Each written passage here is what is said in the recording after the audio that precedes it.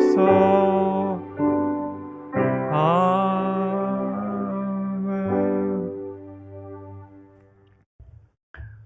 오늘 주시는 말씀 요한계시록 16장입니다. 요한계시록 16장 17절에서 21절까지 말씀입니다.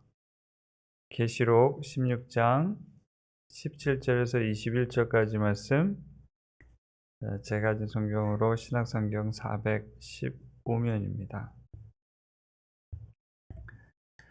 자, 계시록 16장 17절에서 21절까지 함께 교독하십니다. 일곱째 천사가 그 대접을 공중에 쏟음에 큰 음성이 성전에서 보좌로부터 나서 이르되 되었다 하시니,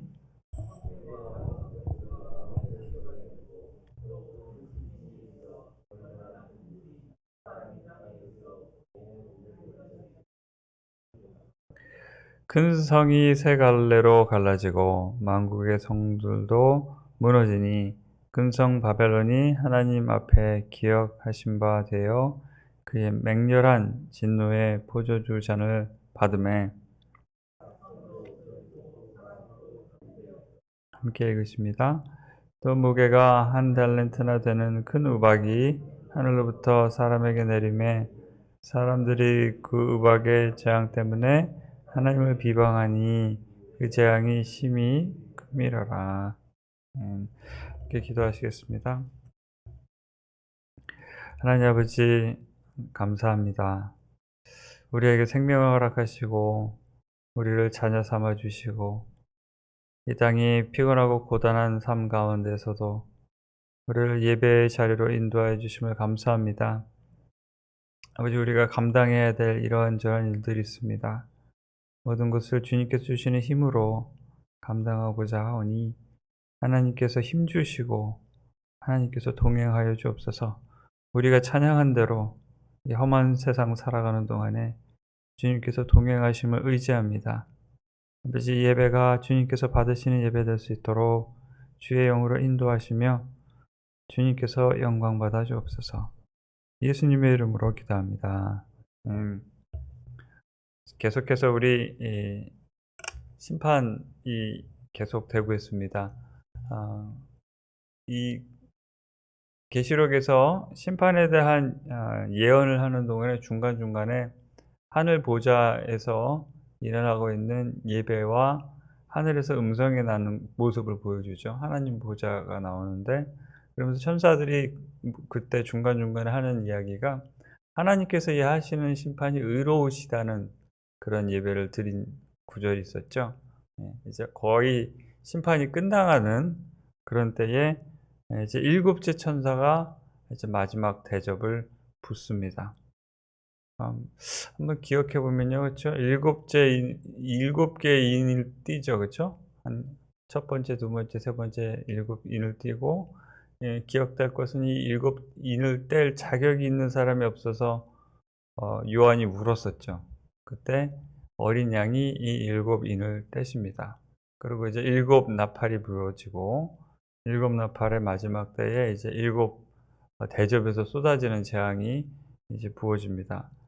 그래서 이제 점점 그 재앙의 강도가 강해지고 이 지구상에 있는 여러 가지 변화가 일어나는데요. 어제 얘기했던 그 재앙 가운데 해가 뜨거워지는 재앙이 있었죠. 해가 뜨거워지는 재앙. 그래서 제가 말씀드리기를 어떻게 해서 해가 뜨거워질까? 그래서 이 자기장이 사라지면, 지구의 자기장이 사라지면 태양에서 오는 그 모든 강력한 광선들이 지구의 직사광선을 받게 됩니다. 이거는 성경 얘기가 아니라 과학자들이 하는 얘기예요.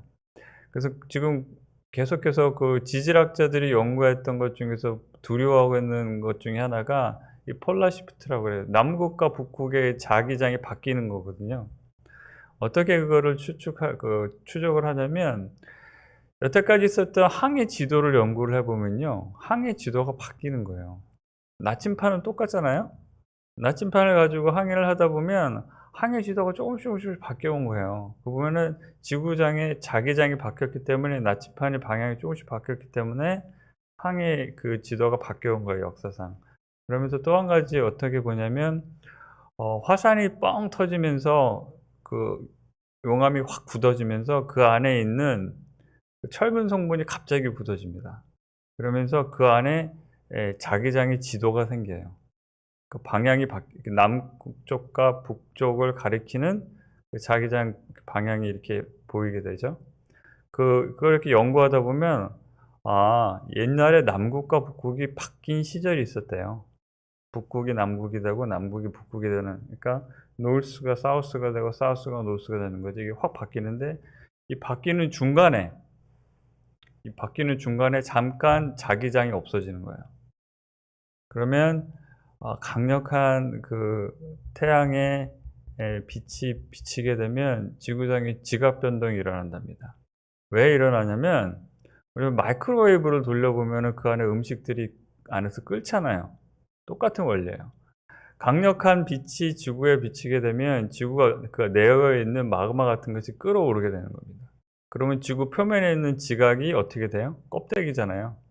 마그마에 이렇게 지각이 살짝 얹어져 있는데 안에서 끓어오면서 이 밖에 있는 지각 변동이 지판들이 심하게 흔들리는 거죠. 엄청난 지진이 일어나는 겁니다. 네.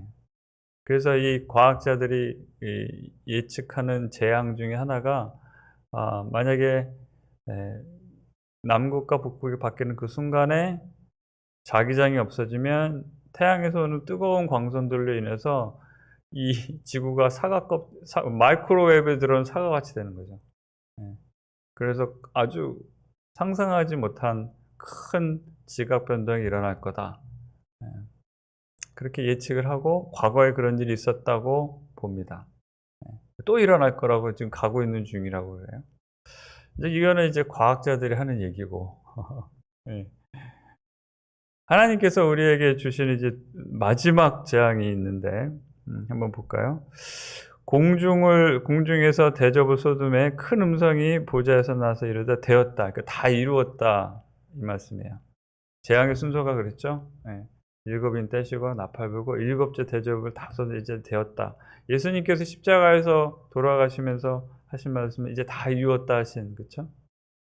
그거는 이제 좀 다른 얘기인데 이제 재앙이 다 마지막 것까지 다 이루었다는 거죠. 그러면서 어떤 일들이 일어나냐면 이제 공중에 쏟았잖아요. 예전에는 바다에 쏟았고 땅에 쏟았는데 이제 공중에 쏟습니다. 그러니까 번개가 있고 음성과 우레소리가 있고 큰 지진이 있어서 얼마나 큰지 사람이 땅에 있어서 온 이래로 이같이 큰 지진이 없었다. 어마어마한 재앙이 일어나는 거죠. 얼마나 큰 지진이냐면 섬도 없어지고 산악도 없어진대요.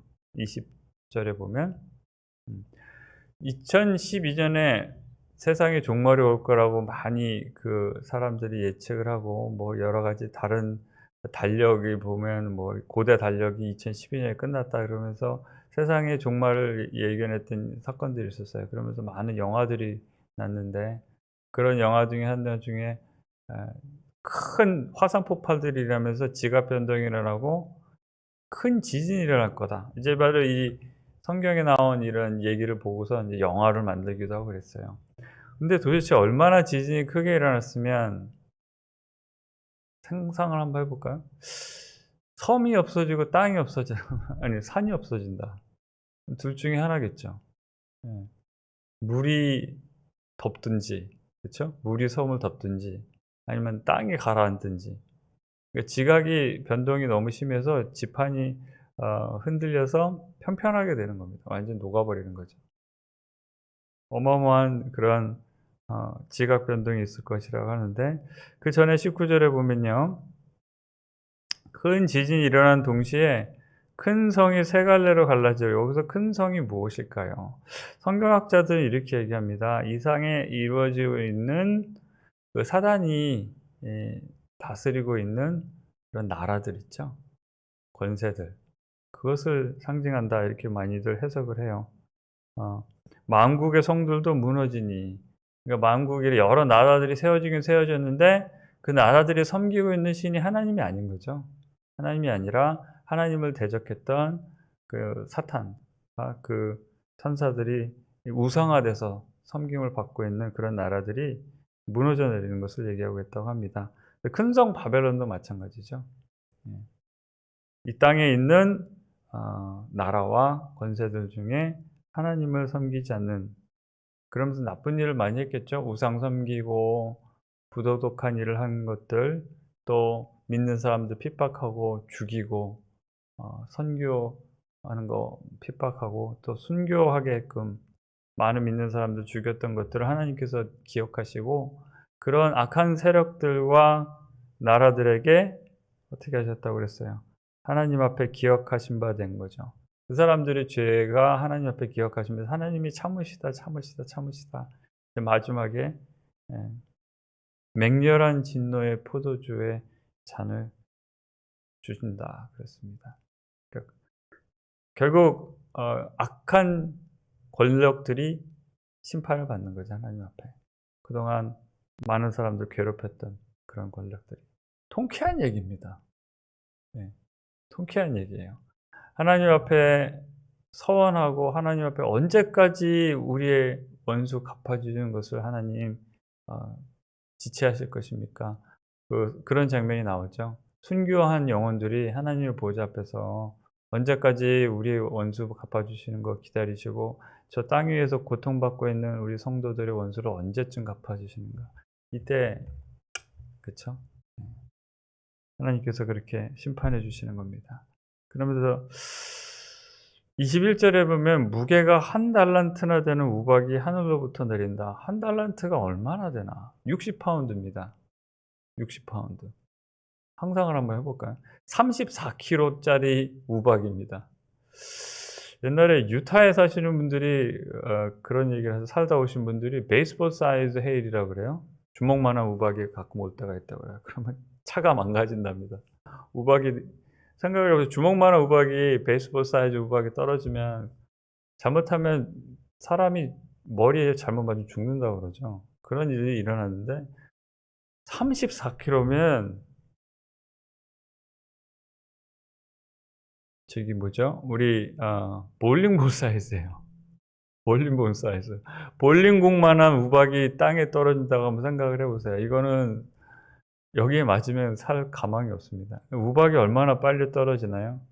중력 가속도가, 그쵸? 1초에 10m 넘게 내려가죠. 예. 그 큰 덩어리가 1초에 10m가 넘게 빠른 속도로 떨어져 내리면 뭐 집이고 차고 사람이고 여기 맞으면 살아남을 수가 없는 거죠. 예. 가끔 우리 성경에 보면 하나님께서 심판할 때 우박을 사용하실 때가 있어요. 예. 적국이 이스라엘을 찾아왔을 때, 그렇죠? 전쟁에서 칼로 죽은 사람보다 우박에 맞아 죽은 사람이 많았다, 이런 예도 있었고, 예. 또 이집트에 재앙을 내릴 때도 불과 우박이 내린 적이 있었죠. 근데 여태까지 이렇게 큰 우박이 내린 적은 없었어요. 예. 근데 이러면 어떻게 되나? 사람들이 그러면 좀 반성을 해야 되는데, 계속해서 반복되는 이 구절이 있는데, 하나님을 비방한다 그래요. 하나님을 비방한다. 이런 재앙들을 겪으면서 사람들의 영혼이 참 어떻게 보면 이렇게 강팍할까? 하나님께서 이런 재앙을 내리시면 우리가 뭔가 잘못한 것이 있어서 아닐까? 그러면서 돌이킬 생각을 하는 것이 아니라 사람들이 계속해서 하나님을 비방한다 그래요. 창조물이 창조주를 비방하는 것, 그렇죠? 이거는 창조물이, 피조물이 좀 잘못된 거죠. 예. 하나님께서 심판을 하시는 것이 의롭다 하신 그 말씀대로 심판받을 만한 상태에 있기 때문에 하나님께서 일종의 청소하시는 것 같아요. 이제 좀 새롭게 죄된, 죄된 것들 이제 치워버리고 새롭게 이제 하겠다. 예전에 물로 심판하시잖아요. 이제 지금 불로 여러 가지로 심판하시는 모습을 이렇게 예언하고 계십니다. 우리가 찬양 불렀죠. 우리 찬양 부르면서 이 땅을 살아가는 동안 험한 길 가는 동안 동행하옵소서, 이렇게 찬양을 불렀습니다. 오늘날 우리가 살고 있는 이 세대의 영적인 상태가 지금 이 하나님을 비방하는 이때의 세대와 별로 다르지 않습니다. 우리 주변에 많은 사람들이 자꾸 딴 사람을 원망하고 비방을 하죠. 음. 서로서로 잘못을 묻고 따지고 저 사람 탓이라고 탓을 돌립니다. "누구 탓이다. 누구 탓이다." 그래서 어떤 어려운 일이 있으면 스스로 반성하고 바르게 서려고 하는 자기 자신을 성찰하기보다는 누구든지 어떻게든지 다른 사람에게 탓을 돌려서 "나는 괜찮다." 이렇게 하려고 그래요. 오늘 우리 본문에 보는 이 사람들도 모습도 마찬가지죠. 결국 자신의 죄 때문에 하나님께서 심판하고 계신데 자기의 죄를 바라보고 회개하기보다는 오히려 심판하고 계시는 하나님을 비방하고 비난하죠. 음. 비슷한 일들이 오늘날도 일어나고 있는 중에 하나는 뭐냐면 코로나 때문에 많이 힘든 일이 있었잖아요. 근데 뭐 이제 정부가 여러 가지 코로나를 대처하기 위해서 이런저런 결정들을 내렸는데 정부에 있는 사람들도 뭐 힘이 있습니까? 인간적으로는 힘이 없는데 그 사람들도 그 자리에 있었기 때문에 어쩔 수 없이 이런 결정 저런 결정을 내렸는데 사람들이 이제 정부를 탓하고 비난을 하죠. 예. 그 사람들도 사실은 이렇게 힘이 없어요. 뭐 우리보다 더 많이 알겠습니까? 우리보다 질병을 어떻게 더 고칠 수가 있겠습니까? 음. 하지만 사람들은 누군가에게 블레임할 것을 찾고 있는 거죠. 제가 드리고자 하는 말씀은 이것입니다. 결국은 하나님께서 심판하시는 그 이유는 죄악 때문이었죠. 그래서 여기에 나온 이 사람들은 예수님의 은혜를 받지 못한 사람들이에요. 불쌍한 사람들이죠. 결국 심판의 멸망에 가게 되는 그 사람들. 그러나 다시 한번 우리가 하나님께 감사하고 싶은 것은 우리가 우리 자신을 바라볼 때는 구원받기에 합당한 사람 같지가 않아요. 네. 천국에 가기에 합당한 사람 같지가 않습니다. 내가 내 자신을 바라보고 느낌으로 생각을 할 때는 그럼에도 불구하고 그렇게 이 심판받을 사람들과 다르지 않은 우리들에게 은혜를 주시고 예수님 이 땅에 오시고 십자가에서 돌아가시고 부활하신 그 사실을 우리에게 알게 하시고 또 믿음을 주셨어요. 많은 사람들이 복음을 들어서도 믿지 못했지만 우리 성도들에게는 믿음을 이 마음속에 주셔서 세상 살아가는 동안에 힘든 일이 있을 때마다 하나님 의지하고 이 사람들은 하나님을 원망하지만 우리는 하나님께 간구하지 않습니까? 또 힘든 중에서도 감사하고 힘든 중에서도 창조물인 우리가 창조주 하나님을 찬양하며 예배할 수 있도록 허락하신 은혜가 감사합니다. 타산지석이라는 우리 한국말이 있습니다. 예. 딴 사람들 잘못하는 거 보면서 그쵸? 나에게 유익이 되게 한다 그런 말인데 오늘 이 심판받고 있는 이 예언의 말씀을 보면서 우리가 얼마나 주님 안에서 은혜 받은 복된 사람인지를 다시 한번 바라봅니다. 그래서 전 모르겠습니다. 많이 힘드신 일이 어떤 모습으로 삶 가운데 있으신지 저는 개인적으로 자세히는 모르지만 하나님께서 우리에게 주신 이 소망을 붙드시고 오늘 하루 힘든 일 잘 감당하시고 승리하시기를 주님의 이름으로 축원드립니다.